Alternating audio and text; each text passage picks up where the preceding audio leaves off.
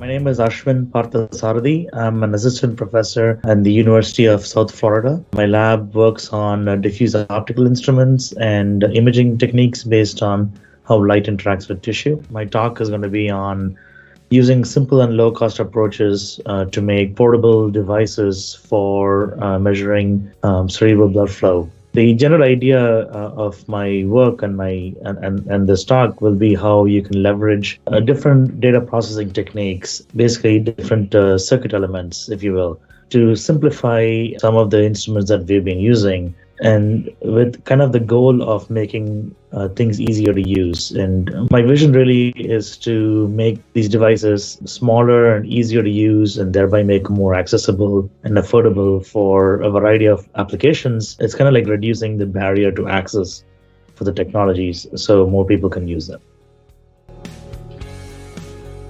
Yeah, my background is in engineering. I did my undergraduate in electrical engineering, and I did my PhD in biomedical engineering at UT Austin. And then I had postdocs in BME and physics. And so mostly it's been physics and engineering based. And obviously I'm in an engineering department over here. So we work on a lot of different techniques. Most of them are using optics and light. Our main goal is to see if we can get new information from the tissue. So pushing the boundaries on what we can do in how light interacts with tissue. Because our primary focus is technology development, so we build most of our instruments in-house. And I mean, we have access to an ISS instrument, which we typically use to compare our results with the things that we build in-house. So most of my lab is basically, parts and pieces. We just have a lot of loose parts running around and half-built instruments and, chassis half open because some students are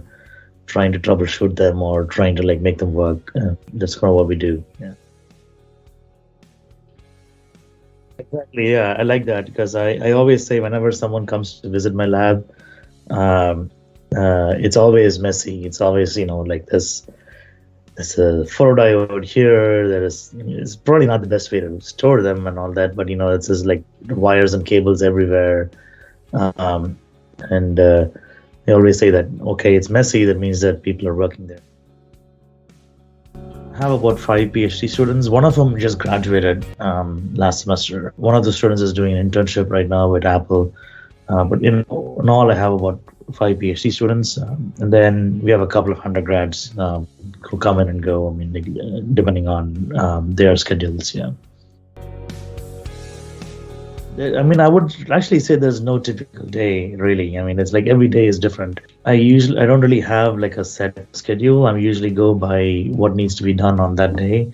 I try to spend some time early in the week, maybe trying to get myself oriented in terms of what and kind of plan out the activities of the week, or just to kind of refresh myself on what's important to be accomplished this week. And then I just kind of focus on those. Yeah, pretty much every day is different for me. It's not really like a set schedule, which in second thoughts, maybe I should have a set schedule. It really helps with my productivity a little bit more. But at least of late, it's more been on the go. Yeah. Yeah. I like to not get surprised too much. Usually have a little bit of, so I like to do. I usually have a little bit of time to kind of figure out what I need to get done that day, at least, right? A coffee all day.